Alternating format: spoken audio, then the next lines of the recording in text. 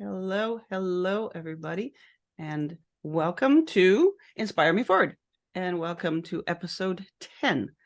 My name is Linda Watson, and I am coming to you from just outside of Toronto, Canada.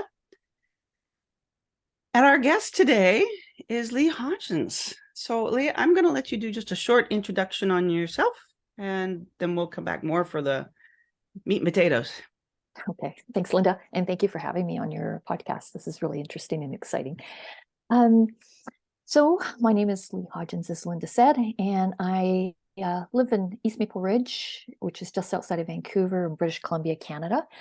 And I just wanted to share some wisdom, some experiences I've had throughout my life, in the hopes that maybe others would be inspired by it and not give up when you get sidelined or put in a bad place, or a place that's a real struggle to get out of. When we get into these struggles or less desirable places, there's no handbook you can just pull off the shelf and turn to chapter 3 and say, okay, this is what I'm experiencing, this is what I need to do, or some guidelines. Everybody has their own ways of handling things, families, traditions, values. Everybody is so different. But I just wanted to provide some insight of what I've gone through in the hopes that it will inspire you to help move forward through some of the difficult times that we all face in life. If you're doing life right, in my view, you're going to go through these hills and valleys and peaks. But if you just keep going, things do get better, and Absolutely. better than you could even possibly imagine. Absolutely. And what do you do out in BC? Now I have a couple jobs. My business, which is my real passion, is working with horses and people and helping them navigate some of these peaks and valleys and get to their goals.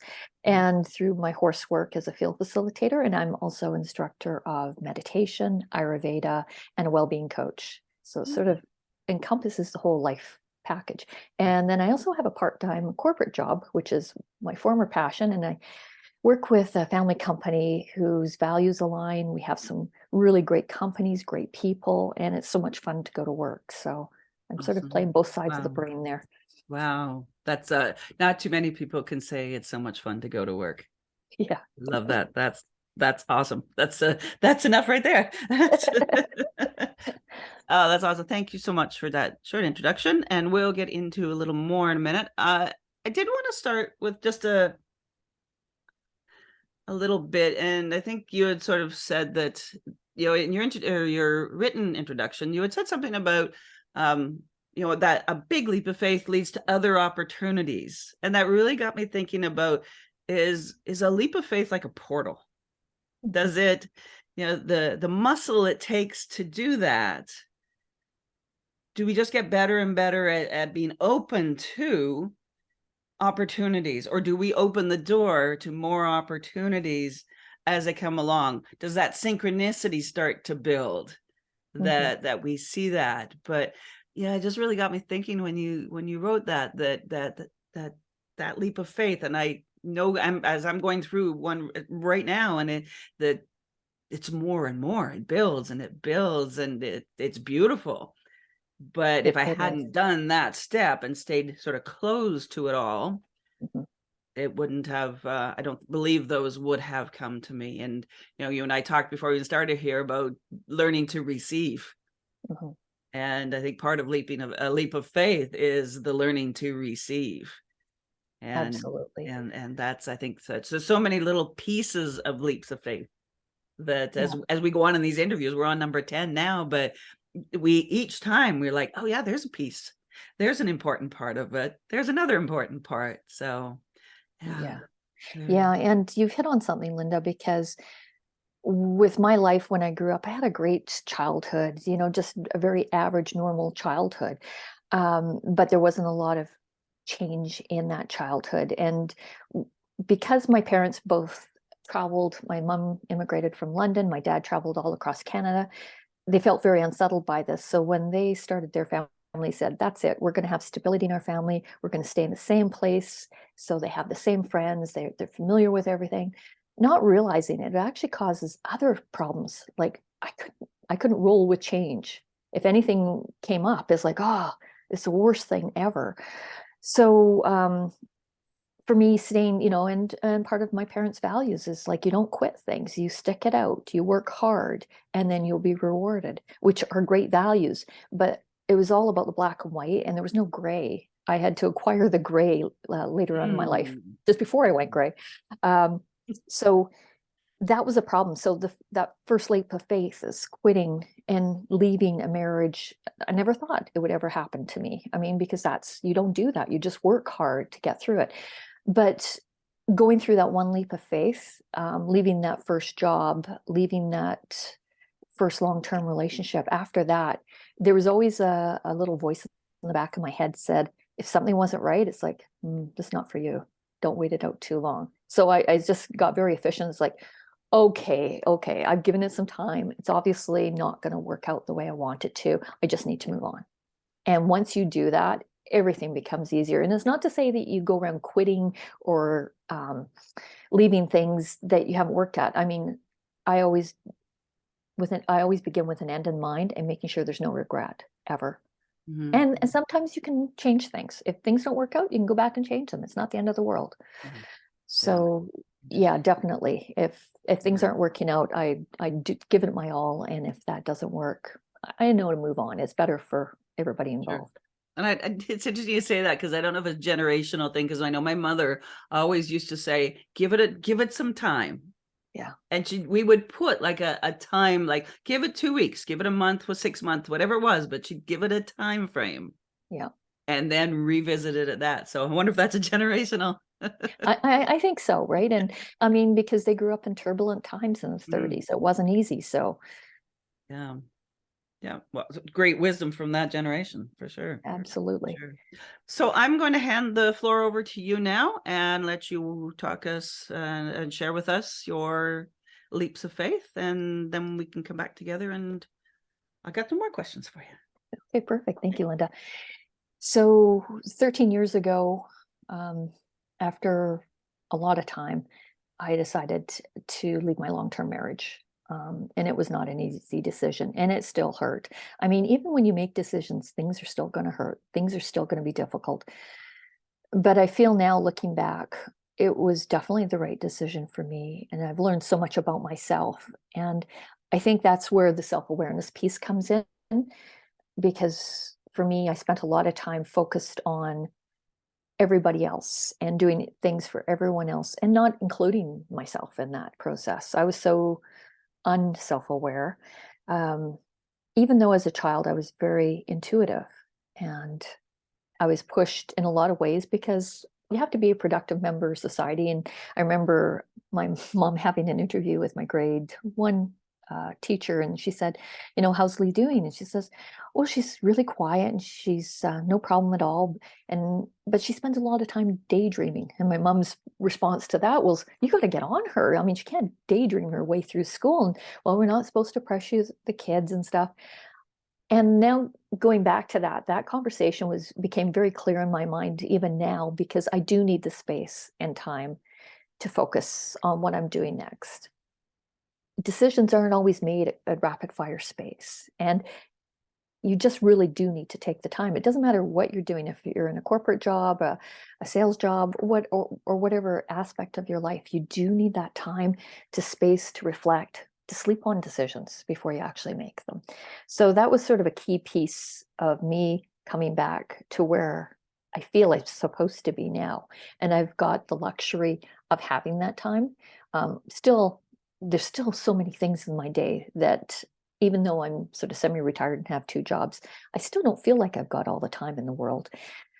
So just going back to that piece of changing my whole world, basically, and fortunately I had a great job and that was helpful. I had my animals, my horses, great comfort there. And I never knew why I enjoyed spending so much time in the barn, when I was so upset. The horses were, really great. So fast forward to that, and just going through my life and putting my life back together and being the self-awareness. And I think we need to learn at a younger age about being self-aware and not fitting in with the crowd and not being normal, whatever normal is. We always, growing up, wanted to fit in with everybody. You didn't want to stick out because it was such a hard place to be.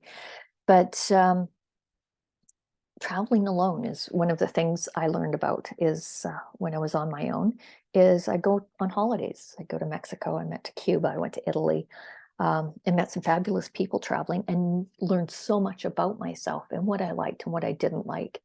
And also learned to discern, like, rather than just jump into something, is like, is this a really, I have to do it or I want to do it? It has to be sort of like a hell yes or hell no. Um, Otherwise, it's if it's, yeah, it's okay. That's not the answer I want to go through life with. I want to challenge myself, um, and just look for the better things. Like sometimes if we wait for the better things, it is pretty great what does happen when we do that. So going through my work life and every time something else came up, like through my work, I was able to travel so much and being on my own and meet new people. Being an introvert, I was very, very shy and I didn't like to make eye contact, but my job forced me, my corporate job is working with a board of directors with a US company, out of my comfort zone because that was the role I had to play.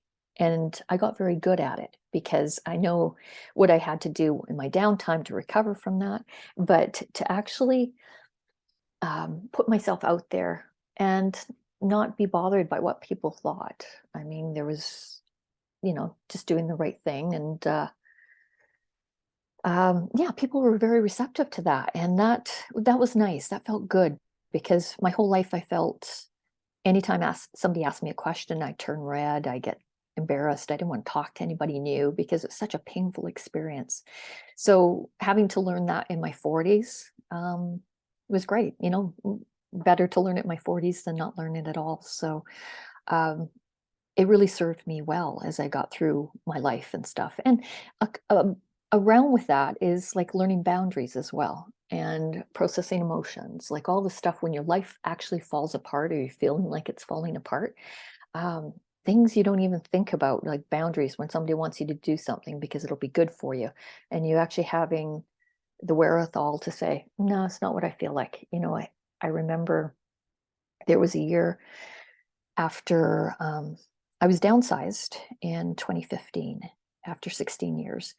And I wasn't quite sure what I was going to do, but both our parents, were saying, oh, are you going to get another job? And oh, yeah, of course I'll get another job. Jumped right in back to another job, took a month off, thought a month would be perfect, jumped into another job.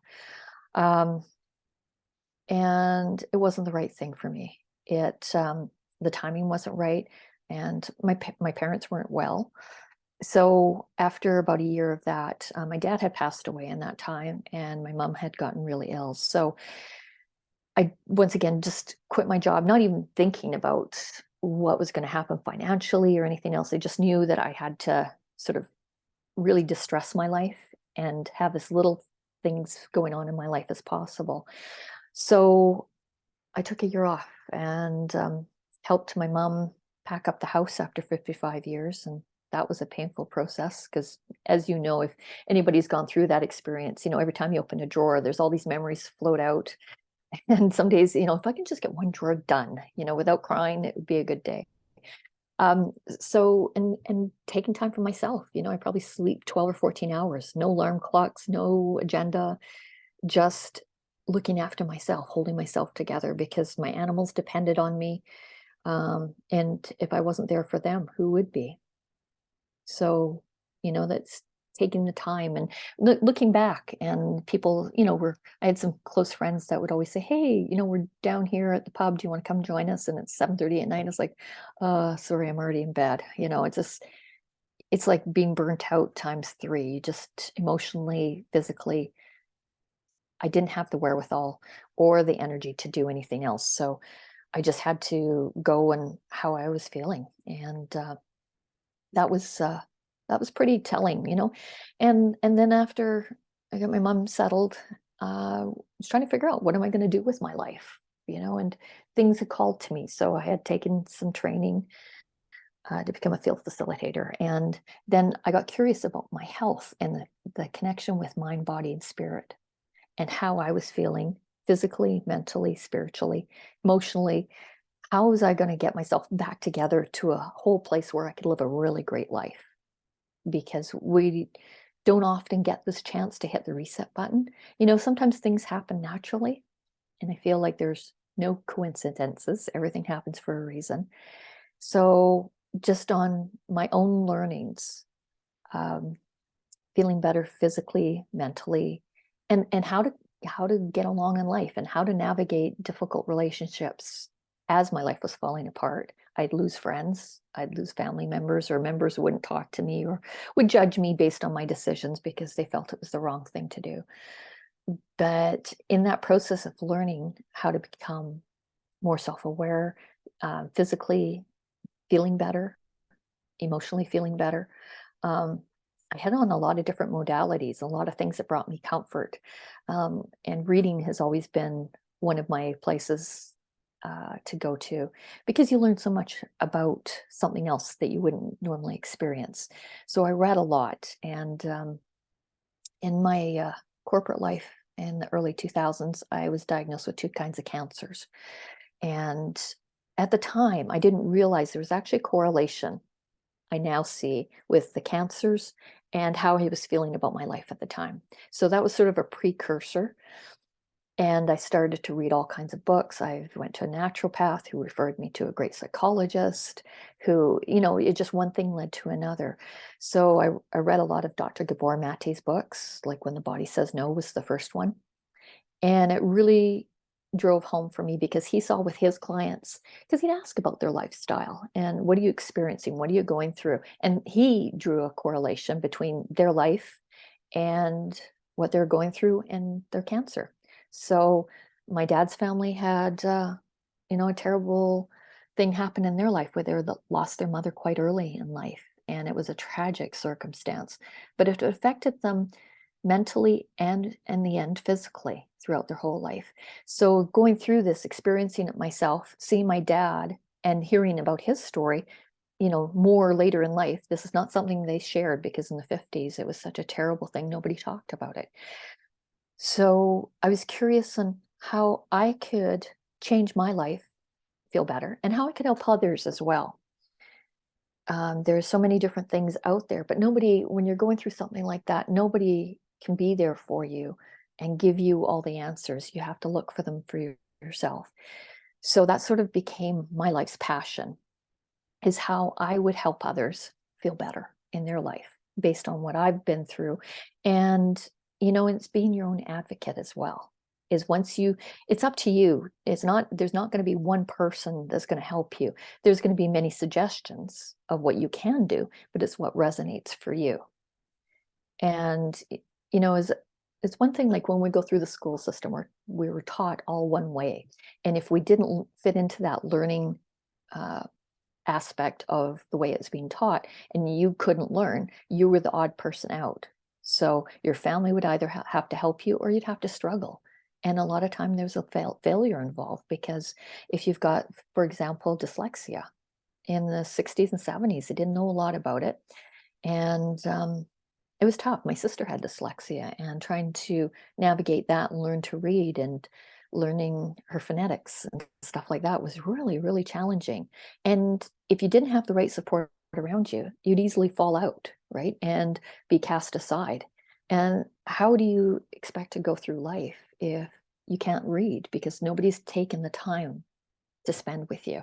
So I think that's sort of my life passion right now is helping people, is get through the difficult times, learn different things, and never give up, right? It's because once you overcome one little thing that you're really struggling with, you think, I think I've got this. I can do this, and it doesn't mean your life is ever going to be easy. Life is not going to be easy.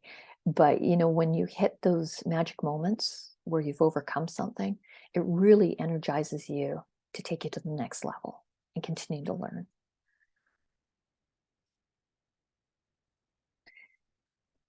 So,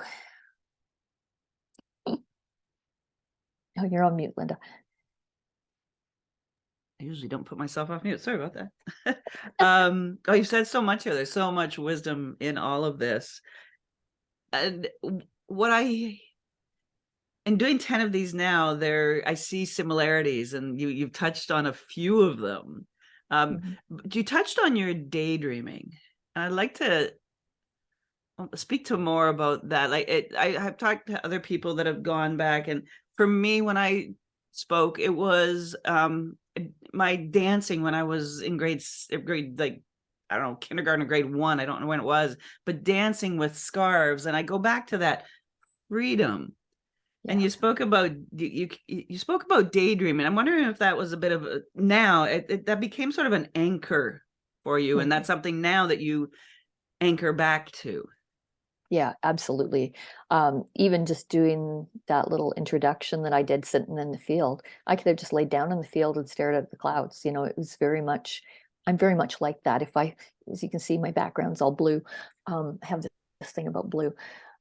If I have colors around it, I always make sure that there's nice things around it that makes me feel good, that I can just look at and just go, ah, feels so great. But the daydreaming comes into play a lot, especially when I want to make some changes or I want to do something. And for example, I have a studio in the barn that I'm finishing, and I've got the deck and I've got the doors, but I'm not pushing myself. And I've got different contractors, and they all do this sort of on the back end, so it's not their day job, and it takes time. And I've noticed some, I don't know if reluctance or resistance, but it's like, no, I got to take the time to figure out what happens next, how Mm, that looks. And maybe it's still nervousness in the sense like, okay, once it's done, then I'm going to have to do something with it. I can't just let it mm, sit there. mm, But maybe it's just resonating in how it's going to unfold, and, you know, looking at the space and which way to put the doors or whatever it is. A lot of daydreaming and imagination and thoughts and emotions go into that. yeah. And I think with every day, I mean, I think somebody said we had over 60,000 thoughts that run through our brain every day. And only some of them stick where they stand out, Mm, because that's the way life is. I mean, otherwise you're not going to get anything done. But on the other hand, some of those thoughts have to stop. Like if it's a big deal in your life, it's got to get planted in there, and you've got to give it some space to grow. yeah. Um, I remember in my corporate years when I was working corporate full time, somebody had suggested, "Oh, you should do yoga. It'd be great for you to calm down." It's like, oh, I tried it once and it was just so boring. It's like slow moving. But it was actually, now I do yoga and I love it, and I do meditation, and it's life changing, and it's what I need. But at the time, it was so uncomfortable to sit with myself in Mm, that quietness, that, oh, I don't want to stop everything. I don't want to think or feel anything. I just want to power through it. sure. Yeah. And sometimes you need to do that, but yeah, maybe not all the time. Would that stem from that as a child we're told not to do it? Exactly. Yeah. Interesting. Interesting. Yeah. I Because I love think, hearing these anchors. yeah, because Yeah, I think my parents took their job very seriously as raising productive members of society, of course. right? Yeah. That was their job. And my sister and I both moved out at 18. As soon as they decided to uh, decided, oh, if you get your first full-time job, we are going to, charge you room and board. Like Ann Landers said, Mm, 25% of whatever you make. And it's like, we were horrified. We were going to go live on our own. And we did. So a lot of learnings there too. So Anders. Um, yeah. So you talked about your path of being sort of an introvert, not having challenges talking to people, and then in your 40s, sort of mhm, having to break through that. Can you talk a bit more about that? Because I think that would resonate with a lot of people. yeah, absolutely. My 40s was a very busy year, because I had also just gone through, I'd also gone through back to university full time. Well, working full time and going to university to get my business degree. And once again, that was putting myself out there, because we'd spent 3 years with this cohort, and there was presentations. You had to get to know people and work and travel for work.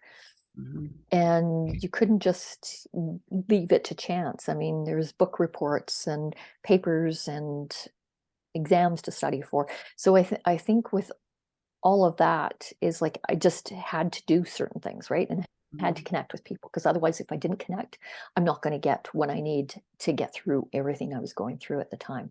Yeah. Making sure you're doing a good job and stuff. And I always remember my sister, when my mom would, I think, talk to her when she was probably about 5. My sister was total opposite to me. She got all the extrovert in the family, and she talked to anybody who would listen. And mom one day said to her, and Kathy, you've really got to not talk to everybody. Sometimes they're strangers and you can't talk to strangers because there could be danger. And so my sister thoughtfully listened to this, and at the end of this, mom, I'm sure, worked on talking about what she was going to say for a long time. And then my sister looked at her and said, but mommy, I don't know any strangers. And that's kind of how I feel now, is everybody is an opportunity to learn something different, or connect with somebody on a different level that I wouldn't normally connect with. Yeah. And Yeah. it's nice to have that. Doesn't mean I do it all the time. I mean, there's certain times where I just need to be quiet within myself and listen, because listening is huge for me, because I learned so much. But there's certain times where we're expected to share and be vulnerable. And I love those opportunities to exchange ideas with different people. Yeah. And learn Yeah. about different peoples and where they come from. Yeah, absolutely. Yeah. And it's interesting how you like don't daydream, and then and now we're in later on in life having to become that extrovert. And interesting. You brought up self-care, and I find this so interesting. When I left my world or my career, I didn't know how much self-care I would need.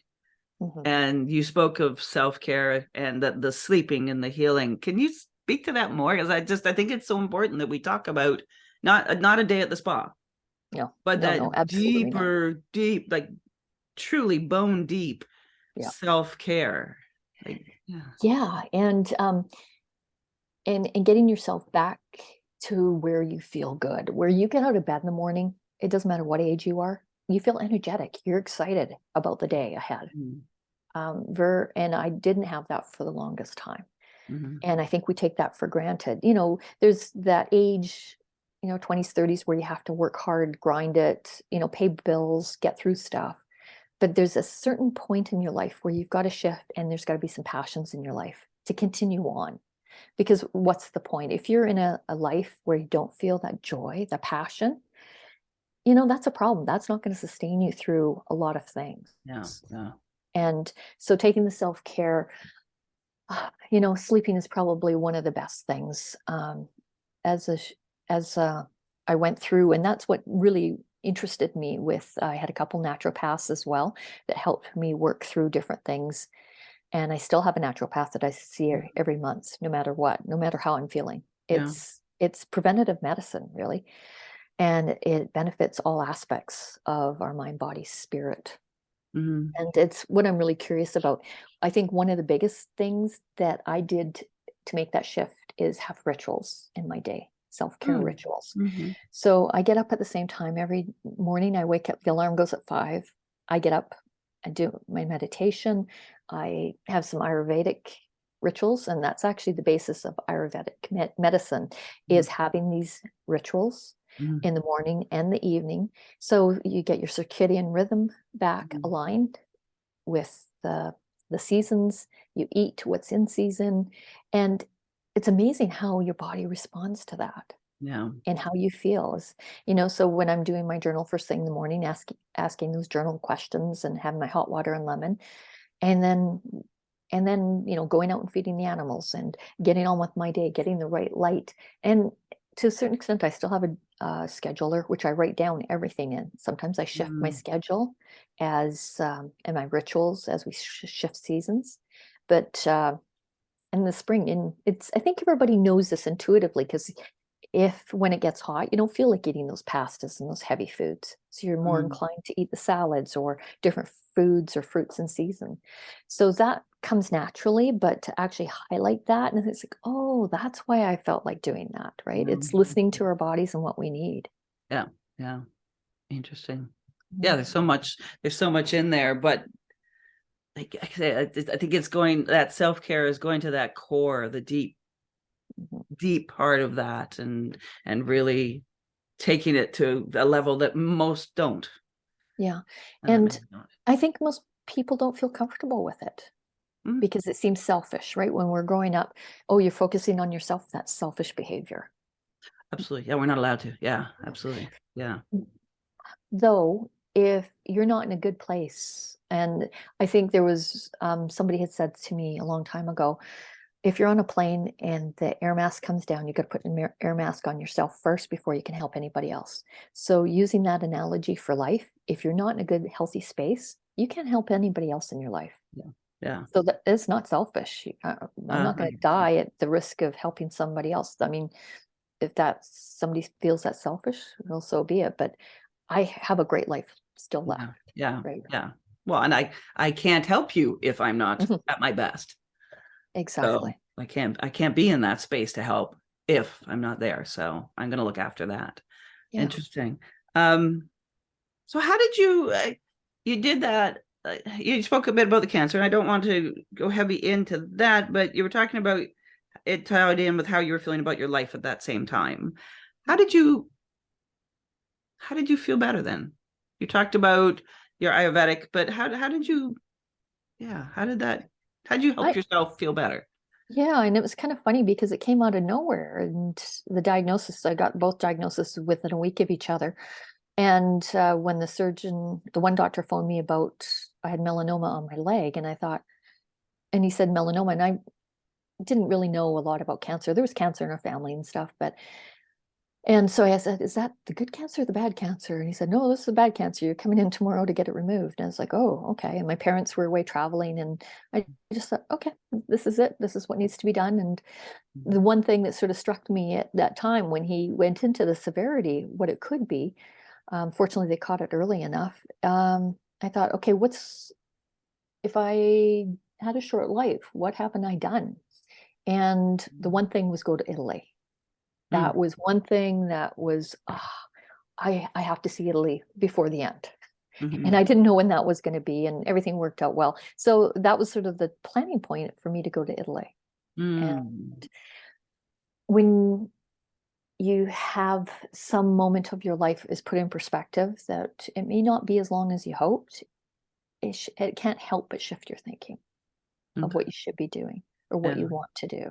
Or, because it's just on autopilot. I was on autopilot. I feel like a lot of people are on autopilot. Mhm. So that was sort of a wake up call at that point. And, I had a great busy job and everything was going well, but I just didn't feel that joy, that spark of joy or happiness. Yeah. And it got bad to the point I was actually on antidepressants for a couple of years, towards the end of my 30s, before my Yeah. 40s, and just yeah, I thought this is not the way life is supposed to be. Something Mhm. it definitely felt like something was missing, but it took me a while before I started to gather the steam and sort of, oh no, this is good part, this not so great part, right? And to sort of be So aware of that. it sounds like it was or correct me if I'm wrong here. It was a sort of a slow shift into that, or do you feel there was a moment when you went like you pushed change? There was a button and you just pushed like the Staples button and you just pushed change. Yeah. Yeah, Yeah. actually, it was the shift button for me because I didn't even like the word change. It sounded horrendous. Like, change is not good. But if I use the word shift, it's like, oh, shift, I could do that. Shifting seems a little bit more gentler than change. Yeah. Change to me is like jumping off a cliff. Shifting is just tweaking things a little bit, Mm. Yeah. sort of putting the foot in the water, just test the waters. Yeah. How did it feel when you got to Italy? Amazing, incredible. I had read the book Eat, Pray, Love, and so of course, reading the Italian section, it was all about food, the culture, the easygoing, the people. And once I got there, it was amazing. It was incredible. Yeah, then I've been back, I've been to Italy twice, and yeah, I can't wait to go again. It was just so much to see and do, and I like the way they live. And I think I'm always taking notes subconsciously in the back of my mind, way people live and how they live. And Mm. that probably kind of feeds into my fascination of why my Sunday morning rituals is having a good coffee and reading through the obituaries to see how people live. Ah, wow. Wow. And it doesn't matter who they are, what influence they had on their life, what kind of fun things did they do. And the obituaries are getting way better. They're telling some great stories. Uh, And yeah, the connection there that you've got with people. And, you know, I remember later years, I'd phone my dad from work just to see how he was doing. And he would say to me, "Oh, it's a great day. I woke up, read the paper, my name wasn't in it." okay. So it was always kind of fun to write his obituaries, Yeah, to go back through his life and just sort of some of the highlights and some of the stuff he'd 100%. go Yeah. through. Yeah. You And brought me share, right back to writing my father's, and it was such an honor and such a beautiful thing to be able to do. yeah, And yeah, it's yeah, I hear you. yeah, the incredible stories, because if we don't tell these stories, they're going to get lost. Mm-hmm. And Yep. we can all learn from everybody's experience. It's 100. almost, it should be almost like a requirement. You know, you get to 50, you get this little, it should be almost like it could be a new business, is you get this kit, right? How to write your life story and Yeah. get it published, even if it's just for your family and friends, Yeah. because everybody does something amazing. Everybody does something courageous in their life. Yeah. Yeah. I always thought about going into when my dad was in his retirement place where he lived, is just actually going in and sitting with people and actually writing that and Yeah. having those conversations and writing them Yeah. out. So there we go. We'll talk after. Um, uh, so I guess it's coming back to that, like leaving a marriage, leaving a job. Like, how did it feel in your body? Like, what was that? What was that feeling like when in within you? Mhm. Well, when I left my first real professional job, I'd been there about 10 years. And I would probably still would have been there if somebody didn't offer me a different job. I didn't even go looking for the job. Mhm. Somebody had said, "Hey, we've got this new position, more money, bigger learnings. Do you want to come do it?" And it's like, "Okay, more money. That sounds good. You know, let's go do it." And once I did that, it sort of released a lot of weight off my shoulders, because, and I believe this now looking back, you probably shouldn't be in a position more than 7 or 8 years, because unless you're constantly changing your positions and shifting your focus, you can get stale in an organization very Mhm. quickly Mhm. and just Yeah. go, being very rote and stuff. And that's not necessarily good for the organization or for yourself. Yeah. So once, and through my professional career, all my jobs actually, I never actually applied for. Mhm. Somebody would come to me and say, "Hey, you interested in this? Sounds interesting. Yeah, let's do it." Yeah. And then it became easier and easier. Mhm. Because, yes, that's a great focus. I'd love to learn more about this, or this organization seems to have some good things. And being at a publicly traded company in oil and gas was fascinating work. Even at first, I thought, "Oh, this is going to be dull as everything." But it was more than that. It wasn't just about the industry. I learned a lot about the industry, but I learned about so many diverse people in that industry, and people that lived all over the world. And, so once again, it fed into Mhm. my passions and Yeah. connecting with people. And it was the connection with others, Yeah. Yeah. and just growing my network and always having fun people, interesting people that I, just meet along the way and ask them questions. And, it's Mhm. still fascinating. So I think there would be a number of people that's, and my question, like, how did I say, some people would ask, how did you make that happen? But how did that happen that you didn't apply and that these jobs came to you? How do you feel that manifested, for want of a better word? But how did that? Well, I think my parents had raised me to always do a good job, not quit anything.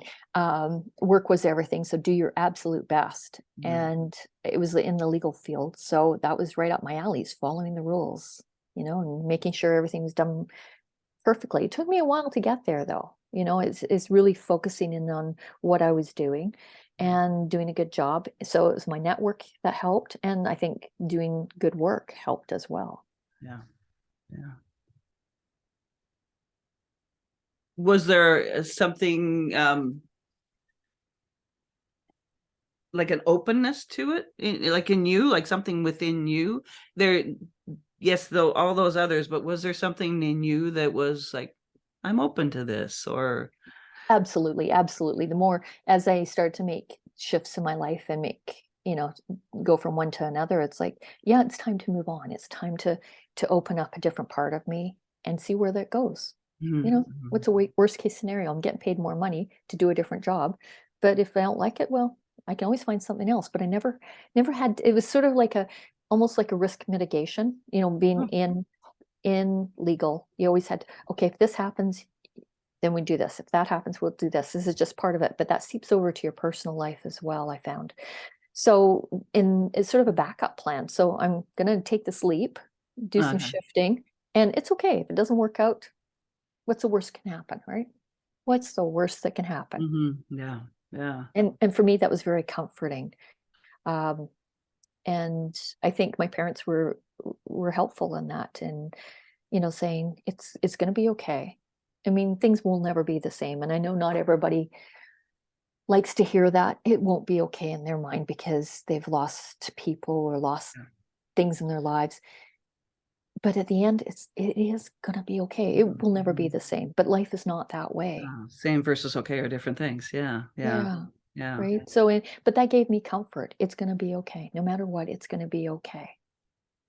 Because I yeah. don't really have a big choice. In some aspects of my life, I didn't have a choice. I felt I got to do this. Yeah. It it sounds like a form of surrender in a beautiful way. It's like a Yes. yeah. And surrendering is what I needed to do because my dad had that tragedy in his life. Mm, He was very controlling because he mm, wanted everything to be okay and safe for him, and I totally understand that. But having a mm. strict upbringing made things difficult, and I became controlling. That's why legal was so easy. Everything was easy to control, right? Ah, got it.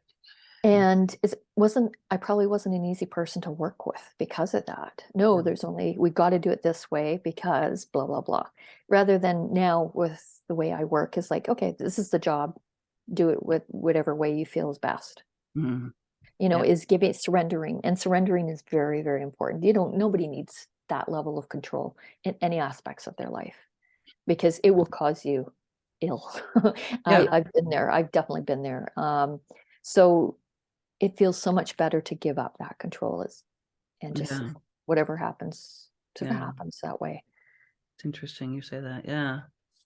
Um, so do you find now, or would you consider now there's still leaps of faith that you have, or is it sort of is that muscle stronger now that it's just part of life? Yeah, no, it's an active muscle and it is part of my life. And absolutely, if anything intrigues me, like during COVID, I thought I'd take some more education because you never can learn enough. Mm. And I spent a year and a half um, going back to school online with Deepak Chopra's programs. Mhm. um, Opened even to more possibilities. And oh, what about this? What about that? Mm. And sometimes I get very big pictured and it's like, I'd like to do this. And it's like, okay, rein it back a little bit, you know, um, and give it some thought because I'm really open and excited about stuff like that. And it can be quite heavy, going through school another time and still working and doing everything else I do in life. Yeah. Yeah, so, but it's still, yeah, absolutely. It's, I went, after my corporate job finished in 2015, I, on a whim, signed up for a yoga retreat in Italy. And I'd been following this woman on Facebook. She was Mm. in California. Her name's Jen Pasteloff. And she was hosting this yoga retreat in Italy. And I thought, what's the worst thing can happen? I'll drink wine and be in Italy. That can't be such a bad thing. So I went and I met another woman who's actually from the same town I'm in, the only other Ah, Canadian there. I mean, and we became pretty good friends. But, taking that leap of faith. And, I remember my hairdresser saying to me, so, oh, this is going to be one of those retreats you go and cry at. And I was like, no, we're going to drink wine and do yoga. This is going to be great. Not really realizing, drawing these people together and with all of those people we're still in touch, and that was mm. 2015 because there was a lot of shifting going on there. Everybody Of that was course. there for their own reason. Yeah. and it was amazing. And so, no, I mean, any opportunities like that to just, I didn't even know. I mean, this could have been a scam. Who knows, right? You send some money Mhm. off and Yeah. fly to Italy by yourself. I mean, it could go seriously off the rails. And I think I said to my friend Jesse as we're going up the driveway, we're in Siena in this old farmhouse, and we took a cab from the train station. And I was thinking, I hope this is going to work out. I never thought about that. I never really gave it any thought. Just yoga, Italy. How much fun could it be, right? But it Yeah. was life changing. Another life changing moment. Yeah. So yeah, Yeah. So what I'm sort of hearing from when we started is that leaps of faith have your openness to them, and your maybe your heart towards them have changed absolutely. over the years, that now they're exciting, and they're what's the worst could happen, and like, as opposed to, oh no, it's a leap, what's going to happen, oh dear. Yeah, exactly. Like, I mean, social media has helped to even put that out there because we get so much, right? I mean, I've adopted a horse off Facebook. I've adopted a dog from Texas off Facebook, and Mhm. not giving it much thought is like, oh, okay, yeah, this is what we need to do, Yeah. um, and that's great because if it didn't have that lens on the world, life would be kind of gray, be very black and white. Just not, it wouldn't be full of color and joy that Yeah. I've Yeah. experienced up until now. So no, I just, if anything, encourages me more, and I still, on Oh, Instagram, you see these ads running. It's like, oh, that looks cool. And I probably I have a girlfriend and I'll say, oh, I ordered that horsefly thingy. It looks really neat. And of course I get it. And it was the only one thing that didn't work out. But you know what, for the money and stuff, why not? it's there. Right? Yeah. Yeah, absolutely. I love that gray versus color and joy, that's shifted from one to, I love Yeah. that. I love that. Yeah. So we've got about 10 minutes, so I'm cognizant of our time, and I'd like to shift into, I'll use the word shift, into our place in this where we ask you for 3 points of wisdom. I mean, I've got 3 pages of wisdom already written down here, jotted down here, but if you could sort of, bring it into 3 points of wisdom that you'd like to share with us. Okay. One thing that's really important, and I learned it at the yoga retreat. Jim Pasteloff said this: "What are you saying yes to?" Mm, I love it. And Frankie and Grace, actually, that TV series also had a day where um, Frankie was not allowed to say no, so he had to say yes to everything, and it's hilarious when you get out of your comfort zone and what your experiences are you going to have. Yeah, It's life shifting. absolutely. And it's well, can we dig into that just for a second here? Sure. Saying yes is sometimes saying yes to yourself Yes, and setting a absolutely. boundary, because I'm saying yes to me. It's Yeah. not saying yes to, you know, Yeah. everything. No, In a way. exactly. Yeah, Yeah. and that sort of part and parcel is I don't say yes easily because it has to have a hell yes. It can't be just a I love it. yes. There's no medium in there. It's you have to really be passionate and want it I love because that. that's so important. You're going to get so much more out of it because we've all done those things that we said yes to, not joyfully, Yep. and regretted every minute that we had to spend doing whatever we said yes to, I which love it. reinforces everything in your life, whether it be dating to events to schooling, whatever, jobs. That's a hell yes. Yeah. Yeah, I've got on my bulletin board, I have a piece of paper that has yes written on it. yeah, And that's my hell yes. If I go and grab that and pull it out and put it up, that's my hell yes. So I yeah. love that. Okay, second one. Yeah. Second one is be your own advocate in all areas of your life and pretend like you're a life coach or you're a coach and you're saying, keep that self-talk up. Keep advocating for yourself. You're curious about something. It's so easy to ask the Google what you need, what you want. How can I do this better? You know, Yeah, and ask for help. That's asking for others with resources, just asking the question, get involved, be creativeness. Don't limit yourself. yeah, yeah. Love that. Yeah, for sure. Very critical. Excellent. Excellent. Um, and live your best life. We've only got we think in this phase, we only have one chance. Hmm. And it's not about getting it right or getting it wrong. It's how you feel. How do you Yeah. feel about things? Yeah. So I always like the 80-20 rule. 80% of the time, do the best you can.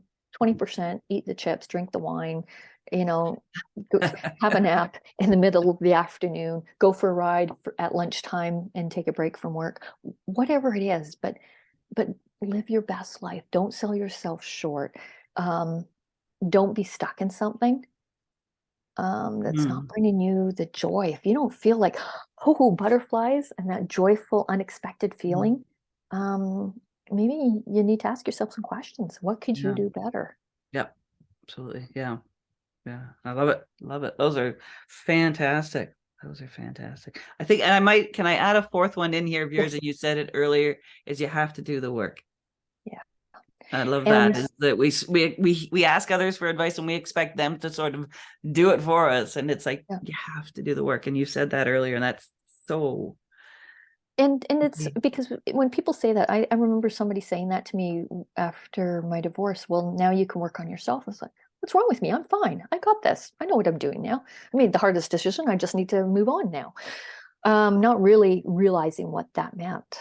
Yeah. But that is knowing yourself inside out, trusting, go on a trip somewhere. And probably the best education you'll get is traveling by yourself, Oh, 100%. right? 100%. Yeah. So keep learning about yourself. Never stop learning. Yeah. Yeah. Yeah. Wow. Excellent. So then we finish that with a call to action. If you could just put one thing out there that anybody listening to this in the next day or the next little while, you had this call to action, do this. What would that be? Um, ask yourself one question. Are you living your best life on a scale of 1 to 10? 10 being the best, 1 being the lowest. Mm-hmm. And if it's not an 8, 9, or 10, um, ask the Google, what can I do to live my best life? Start somewhere. Yeah. Um, connect with somebody you admire, and ask them, just help make that one shift. Mm-hmm. Mm-hmm. And I Yeah. guarantee you'll you'll get excited about life again, Yeah. Yeah. right? And not get stuck in the weeds. Absolutely. Or they might But just have to take a leap of faith. exactly, leaps of faith are great. Yeah. And so much learning going on. Like it's just, people have said to me, when are you going to retire? And I was, oh, I'm living my best life and I'm not stopping. It's not sitting on a rocky chair outside and just watching life pass me by. It's participating. Yeah. It's being in that moment.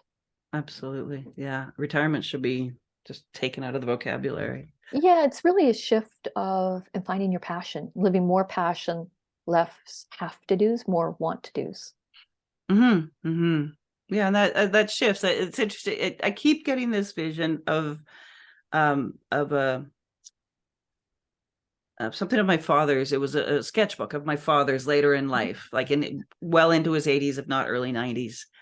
And looking back on it, and do you think I can find it anywhere now? But looking back on it, and it was, I saw a robin out the window today, and I watched the robin. Yeah, And that moment in time, that was his. He yeah, was happy. That was his best. That was the yeah, best time. yeah, So just to watch and see that, and it not judging that's a best life is your best life. exactly. Yeah. And we sometimes don't give enough time to those sort of things that are real miracles if you think about it, 100%. Yeah. right? Yeah. Yeah. Is Yeah. we've got the opportunities now to make more time for the things that are more important to us or should be more important. Yeah. Absolutely. Absolutely. Yep. Wow. And yeah, and I just, as I said in my intro as well, is like the stuff I've been through is probably not even half or such a big deal to most people that have gone through even heavier stuff than I have. But if I can help somebody be inspired to make a little shift in their life, to get things where they want to be, not where Mhm. everybody else thinks you should be, but where you want to be from Mhm. here. Yeah. Yeah, that's great. Yeah. That Oh, and can we finish? Because we haven't even touched on it. Is the horses. We Oh, haven't yes, even the really horses. talked about it, but if we could, let's finish on that, is just Okay. how can the horses help us live our best life? Yeah. And it's funny because you see those memes that I saw one recently on a horse group, and the dad says, "My daughter's getting a boyfriend, time to buy the horse." And that was definitely me because I was horse crazy from the age of 5. Dad introduced me to his friends, Shetland ponies, and everything was horse after that. And I had horses, and it was a lot of work for me when I was working in, but I always felt better in the barn. There was something about that connection. And I've got 3 horses now, and I'll enjoy that time, in the barn with them, because there's a lot of science that backs that up. As you know, Mm, the Institute of Heart Math in California has done that research with the heart connection between a horse and a human, and mm, how the horse's heart is 3 times slower, how our heart starts thinking with them. So our breathing slows down, our heart slows down. We just feel better. We feel yeah, good. yeah. And yeah, so working with the horses and helping people do all kinds of things, either it's achieving goals or increasing their leadership or learning how to process emotions and setting boundaries, or Mm, um, just finding out more about themselves. And horses are great to partner with to do that. mm, mm. And what would you say is like the top 2 things they've helped you, like that they've brought Mm. into your life? Uh, Joy, first of all, just because they have got such great personalities and they are so funny and they keep me on my toes. I've got one horse that really keeps me on my toes. Um, and I just feel good. I feel calm. And once you have that, I have that feeling in my body. I know when I'm in a situation where my anxiety is getting the better of me or I'm getting a little anxious about it, I just think back to that moment where I felt calm with the horses in the barn. I start to breathe again. Yeah, yeah. And it doesn't mean everybody has to go out and get horses, but just to learn how to get those skills and apply it in your life. Hmm. Exactly. I've, yeah, Yeah. Excellent. I think I said that to somebody yesterday. Your breath is your yes, absolutely it is. biggest tool you can use. Thank you, Leigh. This is No, amazing. So much wisdom for us all, and so much joy. I feel joyful right now. I feel lighter just in our conversation. And thank oh, you for that. I really no. appreciate it. Well, thank you for Um, inviting me. yeah, absolutely. So for those listening, this you're probably listening to this on YouTube, so that we'll put this up here there as soon as we get it all put together afterwards. And our next Inspire Me Forward is on the what date is that? Catch that up here. That is on the 30th of the month, and that is Putini Chandrika is coming, and she's talking. I've asked her to title this, and hers is My Toddler's Teachers. Mm. So that should be a lovely and interesting talk. Again, so much wisdom in all of these, and I love how we're starting to see patterns, Mhm. and that which supports our leaps of faith, Exactly. and that we can all start to see that. And I love that we're starting to see those. And then I think June will be our 6 months for this, and I think we might go every week in June, and we're going to do another panel discussion the end of June. And our last panel discussion was on death, dying, and grief, and this one's going to be on life, living, and love. Mm. So we will have another panel discussion there. So I'm excited to have that. And George that's here now, is gonna be one of our guests as well. So I am super excited for all of these. And I thank you all for sharing them and for being here with us. And Leigh, thank you so much again for coming. Mm. Thank you, Okay, Linda. take care.